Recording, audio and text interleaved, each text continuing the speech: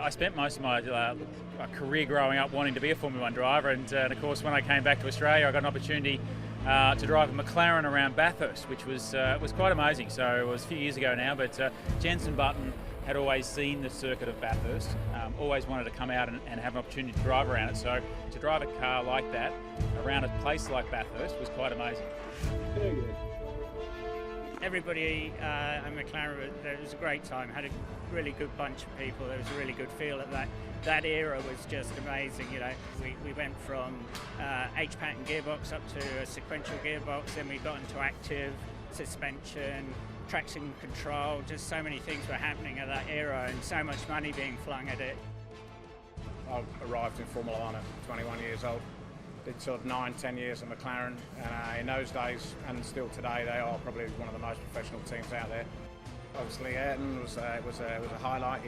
The guy was just incredible, exactly as the movie shows. He was so professional, so technical, so dedicated to what he was doing. And then people like Hakkinen, and spent a long time at Mika, World Championship with Mika in '98, and Coulthard and Brundle and a little bit of Prost, and some great guys.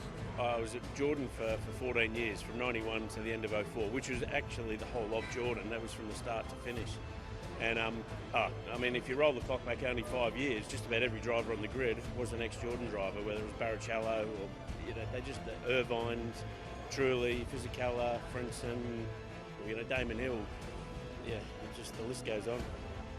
Yeah, it was quite special, my first F1 test, because it was in Fiorano, so at the Ferrari track, and yeah, I was actually a little bit nervous, you know, because I was kind of like didn't really know what to expect and all that, and it was so nice to just drive out, and the sound, you know, I still drove it with the V8 in it, and it was really loud. Oh, driving the F1 car was in the top 2 things I think I've done in my life. You know, it was flew out of Simmons Plains. It was the end of 2008, co-hosting Formula One on 10.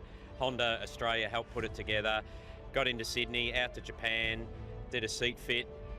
In fact, I did a seat fit, back at the Singapore Grand Prix when we were there with Jenson Button.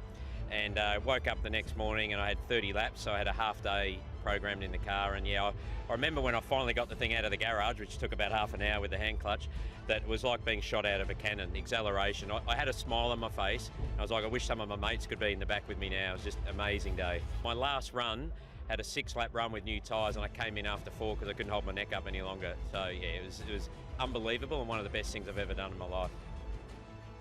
Yeah, I actually tested with Minardi in 2004 and spent the year effectively as their test driver. You know, that was through the Australian Grand Prix Corporation and Paul Stoddart trying to give young Aussies a bit of a hand in 2004, and that was Will Power and myself. So amazing opportunity.